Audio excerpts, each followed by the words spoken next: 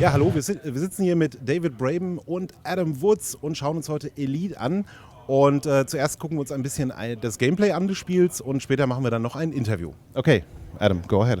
Yep. Okay. So we'll start off with some gameplay today. We'll undock from the Coriolis starport that we're docked in at the moment. We'll go through some of the travel systems that we have in the game, hyper jumps and some super cruise, and then we'll end up in a combat scenario. Where we're going to be a mercenary and get paid for our weapons and destroying other ships. Okay. Okay. Well, let's go. Then we can have a sneak peek of some of the new things that are coming. Ja.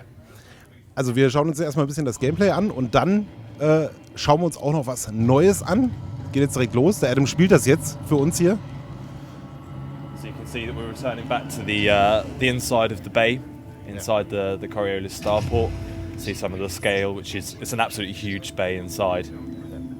Also wir sind jetzt gerade hier im Starport und man sieht auch schon, wie riesig das Ganze ist.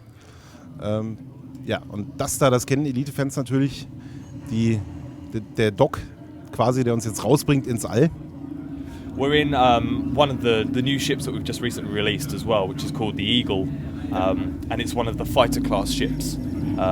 Whereas before we'd had sort of a multi-role style ships where they could do a little bit of cargo, trading and a little bit of fighting. With the Eagle, it's sort of much more weighed towards fighting, and agility is greatly increased. Okay, wir sind hier mit einem neuen Schiff unterwegs, das ist nämlich der Eagle. Und der ist besonders darauf ausgerichtet, dass es kämpfen kann, sozusagen. Und das schauen wir uns das mal an. So as part of the recent release to the backers, we opened up 5 new systems as well, which also come with brand new style planets. So we can see here in the distance we've got the big gas giant with its asteroid rings as well, which in the game you can also travel inside to the asteroid rings at the same time as well. So let's choose a new destination to go to in the galaxy map. So this is the galaxy map that the players can use to travel around the systems. These are the 5 systems that they can currently travel between: Dahan, Iranian, LP98132, Ibutis. Wir sehen hier die 5 Systeme, die Bäcker jetzt derzeit anfliegen können, hier auf der Galaxy-Karte. Yeah, but on top of that, of course, we've actually got the entire Milky Way. Ja, und hier sind wir die Milchstraße.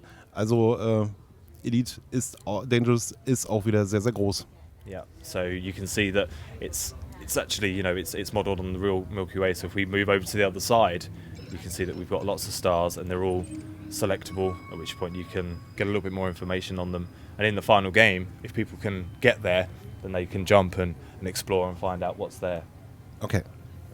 Also hier sieht man auch nochmal, wie groß das Spiel eigentlich ist. Jeden dieser Sterne könnt ihr anfliegen. Wir gehen jetzt in Hyperspace nach Aranin, weil wenn wir mit normaler Geschwindigkeit fliegen würden, dann würde es ein bisschen lange dauern. Oh, this looks nice. Ja. So, und da sind wir auch schon da. So then we come out of the hyper jump and we're back in Super Cruise again. We hyper jump into the main star for the system, as you can see there. But we need to go to this combat bond, so we select this conflict zone. Also wir können jetzt direkt in so eine Konfliktzone fliegen, wo halt die Schlacht sozusagen tobt um den Planeten. Ja, und da begeben wir uns jetzt hin. So we can now disengage from Super Cruise. And before we start combat, I'm going to set my missiles. I've got heat-seeking missiles on this ship, 2 gimbal pulse lasers. I'm going to set my missile rack to secondary fire weapon as well. So there's a whole kind of in-depth weapon management setup and systems as well. So we've got these ships that have just appeared on our scanner now. So it's the 2 sides having a big battle, and I need to choose a side to align myself with. So I'm going to go with the Federation today. Okay. Which now means I've got friendly contacts and enemies.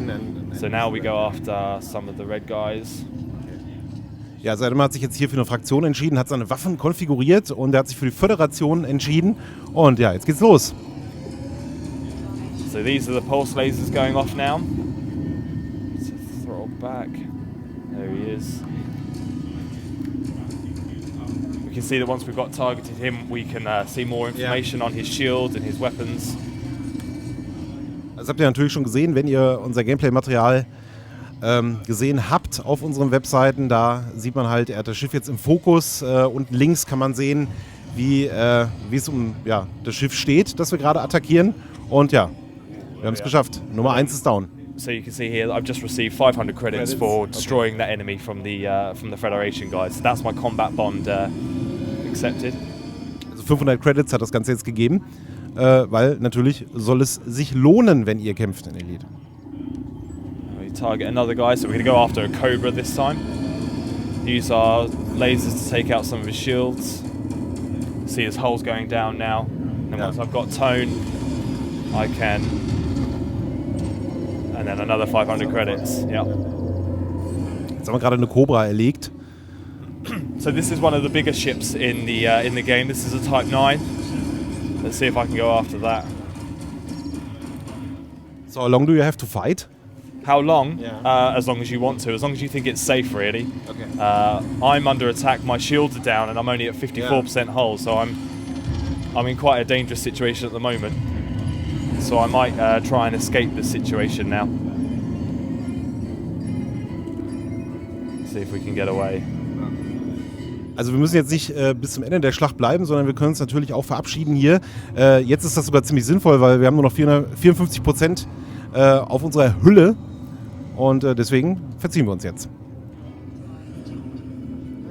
Jetzt zeigen uns die beiden Neuerungen, also Neuheiten von Elite und ich bin schon ganz gespannt.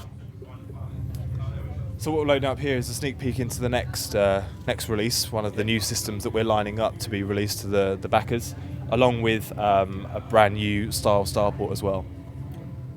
Also wir schauen uns jetzt ein neues System an, das für die Backer kommt und auch einen neuen Starport. Und ich bin ganz gespannt, was wir jetzt sehen werden. We've also got a ship that is already in the Premium Beta 1, the Lakon Type 9. But it's a lovely multi-story cockpit you can sort of see here with seats either side, much lower down. So this is where there are sort of 3 people can take part in running the ship ultimately. And you can see the size of the ship by the... Huge cargo ship. So it's got a thinner hull, fewer hard points than something like the Eagle or the Cobra, but huge cargo capacity. So this is more of a trade specialist ship, whereas the others are combat specialist. Okay. Das Schiff, das wir jetzt hier sehen, das ist mehr so ein Handelsschiff sozusagen, können 3 Leute drauf und das ganze Ding operieren. Wir haben gerade gesehen, wie groß das ist. Ja, und da ist jetzt das Starport. Yeah, so this is exclusive to E3. This hasn't been seen by anyone before yesterday, basically, with the brand new starport style, which is called an Orbis style, Orbis type Orbis station. Yeah. Das ist eine Orbis Station. Very much bigger than the Coriolis. The central section is sort of similar in size to the Coriolis, whereas the outside you've got much more luxurious, really large amount of space for people to live. Yeah. So this outer ring here would be at sort of 1G, and then the inner one, the idea is it's more like 0.7, 0.6 G. So actually that's probably more comfortable, because one of the things, particularly for people, for living, it might actually be nicer, and it's thought that for older people as well, it's much less strain on your heart at lower gravity, so you might live longer. Okay. So they're different. The idea is they're different living spaces, all joined together by an internal sort of communication system. You have quite a scientific approach to it.